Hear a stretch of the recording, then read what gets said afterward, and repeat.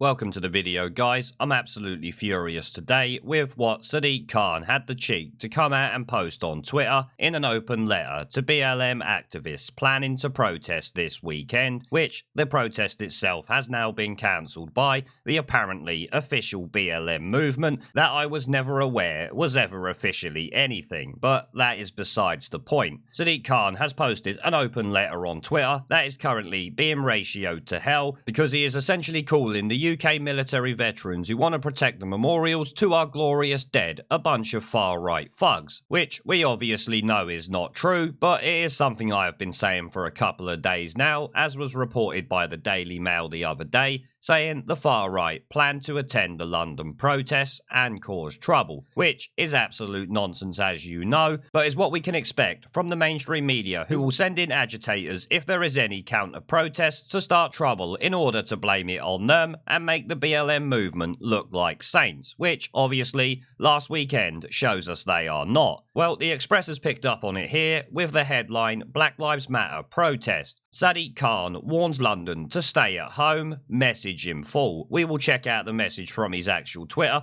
but we'll read through a bit of this first, and we'll also take a look at some of what a Daily Mirror article has to say. London was due to see another BLM protest hit the streets this weekend, but London Mayor Sadiq Khan has warned people not to take part. Tweeting this morning, he said, "To anyone planning to join the BLM protests over the coming days, for you and your family's safety, please stay at home and find a safe way to make your voice heard. To the extreme far-right groups hijacking this crucial cause, Londoners have no time for your hatred." Which, that statement there is one of the statements that have pissed me off so much in relation to what he said. That is not all of it, the rest of what he said is just as bad as that, but it goes to show how deluded Sadiq Khan is to think that the groups who are trying to protect the monuments are actually extreme far-right. I haven't seen no evidence that far-right groups plan to go anywhere. I have just seen evidence of people who don't want the monuments to be trashed. That is not an extreme far-right idea, that is just common sense. Last week saw demonstrators clash with police in London, while in Bristol a statue of slave trader Edward Colson was pulled down and dumped in the city's harbour, as we all know.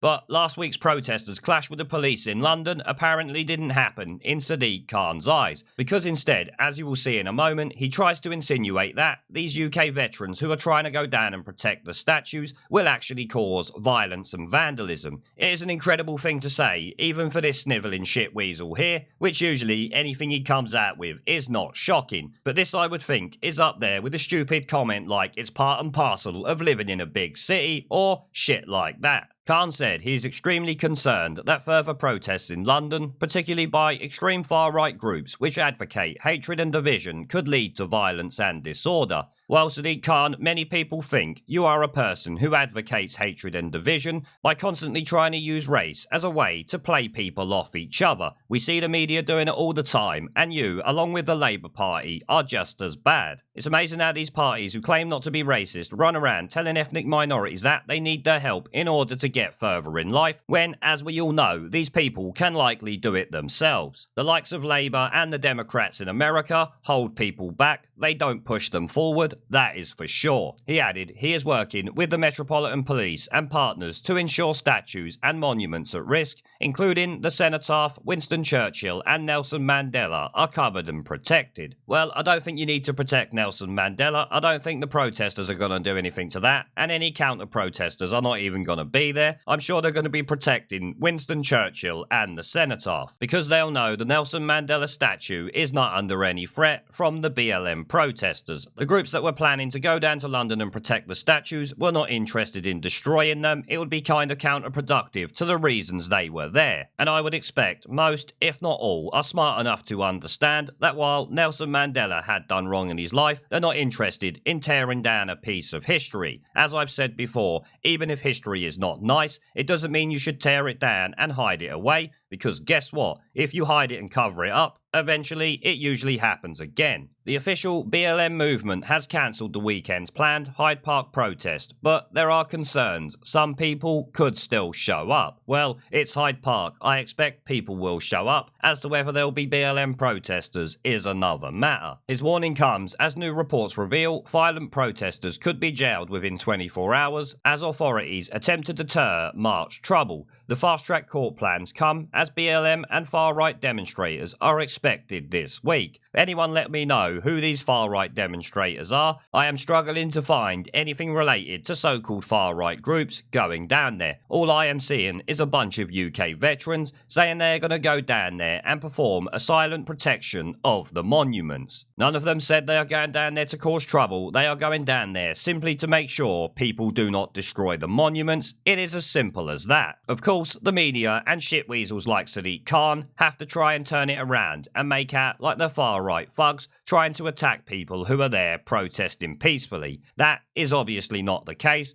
And as we see with last weekend's protest, there are certainly a lot of people that are not protesting peacefully. They are there to cause trouble. Anybody caught vandalising, causing criminal damage, or assaulting police officers could be processed through magistrates' courts with extended opening hours quickly, according to the Times. The paper suggests that Justice Secretary Robert Buckland and Home Secretary Priti Patel have drawn up plans based on the response to the 2011 London riots. Now, let's take a look at Sadiq Khan's tweet. Firstly, we'll take a look at the ratio, and then we'll take a look at what he actually said. And here is obviously what he tweeted. They read that out in the article, so we don't need to read that. But take a look at the ratio for Sadiq Khan. 3,600 likes, 2,200 retweets, and 5,900 comments, which, let me tell you, are practically all slagging him off. You do not speak on behalf of Londoners. Take a look at them. All of them are just putting him down. And what do you expect, given what he is saying here? Now, I'm not going to bother reading the first paragraph. He's just parroting BLM bullshit. That is not interesting to us or 95% of the country. However, I'm extremely concerned that further protests in London not only risk spreading coronavirus,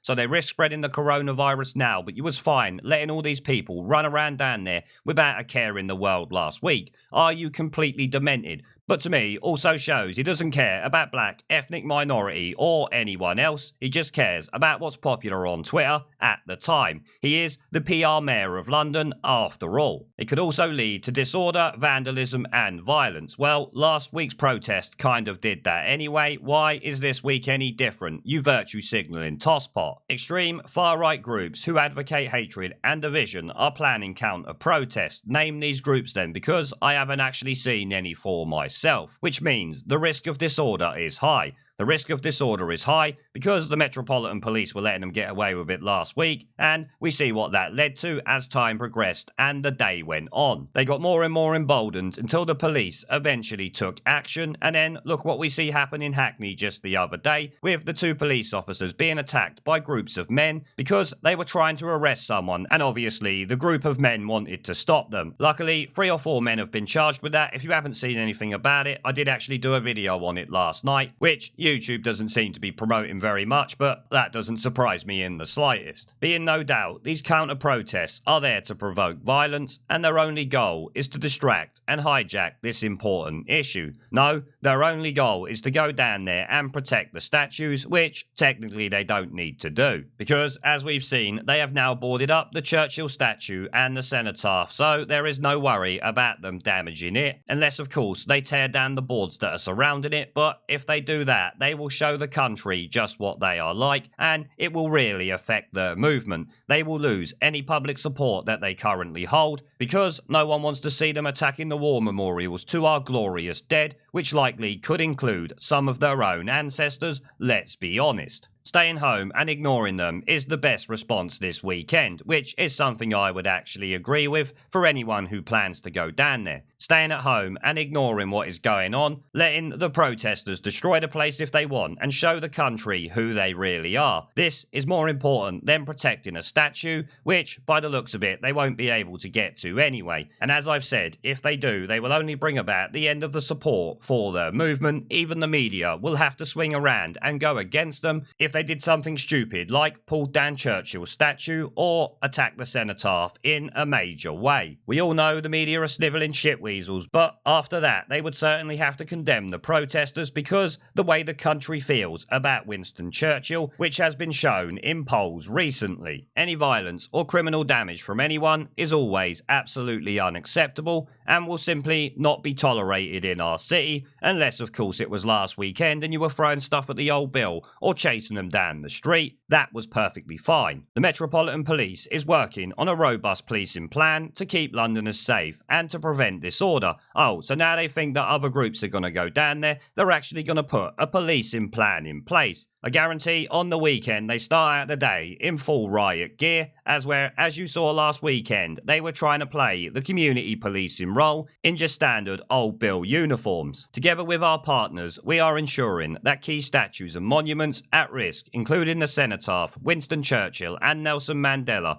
are covered and protected. Our police officers are under growing pressure and strain, and 62 have been injured, having worked under extremely difficult circumstances over the last week to safely police protests, all at the time when the coronavirus still presents a grave threat to them and all our communities. Now, it's amazing me that he talks about 62 officers having been injured, while not pointing out that was injured by protesters who, let me tell you, are not the far right, are they, Sadiq Khan? Yet earlier on, he's trying to make out like people who are going down there to protect these statues are going to cause violence and vandalism when, by his own words, 62 officers have been injured. I'm pretty sure that is more officers than any other so-called far-right protest that there has ever been. Though I struggle to remember a far-right protest there has ever been. I could be wrong, but as far as I'm aware, there has certainly never been one for anyone who actually lives in reality. We don't really care about, he's talking about the coronavirus. You didn't care about that last week. We've already covered that. The protests over the last week have shown just how difficult it is to maintain social distancing in large crowds, and the risk of spreading the disease at a protest is very real. Well, it wasn't very real last week. It's amazing how they've all changed their tune now, because obviously UK veterans and other people are deciding that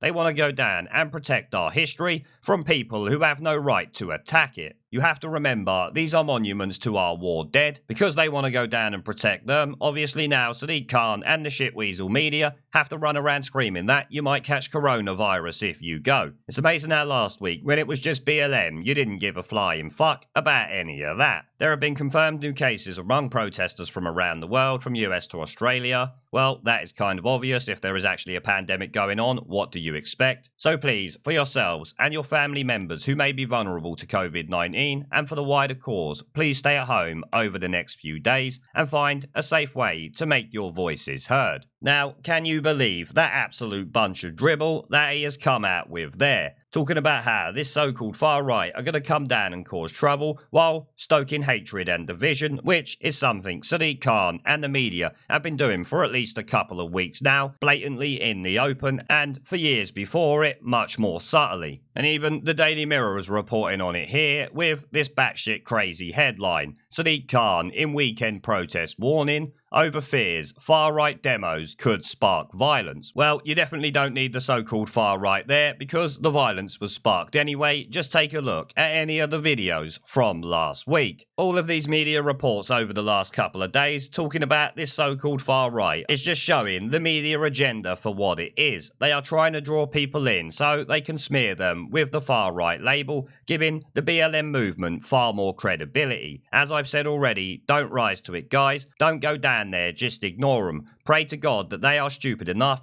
to pull down Winston Churchill's statue, because let me tell you, if they do, the silent majority will rise up and they will have some real problems on their hands. The government and the police will actually have to step in and take real action, because they won't want that shit show to occur. And to be honest, neither do any of us. It really wouldn't benefit any of us if they are trying to smear us with this label, which they will do. As I've said, they will send in their own agitators to cause trouble, even if all of yous lot are standing there behaving yourselves impeccably. Now, as always, I want to say a massive thank you to everyone who supports the channel, and my other social media links are down in the video description if you want to come and support me on Twitter, BitChute, and a variety of other platforms, including my second YouTube channel. As I said, all links are down in the video description. There is a pattern consistent throughout history of oppressed people turning on the oppressors, slaves against their owners, the peasantry against the feudal barons,